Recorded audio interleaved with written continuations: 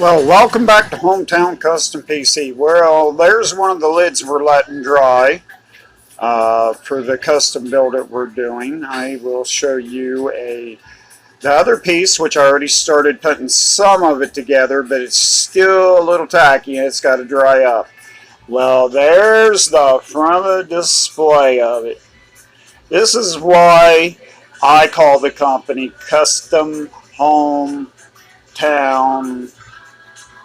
PC, because I do a quality job on building stuff, putting stuff together. I'll show you the system that's currently going in it right now. Here's the system, if you can see this on the floor down here. That's the one that I'm getting ready to put everything in. There's the inside of the system, which I'll have you a little bit better video after it's together. But, you know, you will definitely like this when it's together. We are starting to expand on Hometown Custom PC, on doing builds. We also are on Facebook under Hometown Custom PC if you want to catch us. There's even a phone number listed there.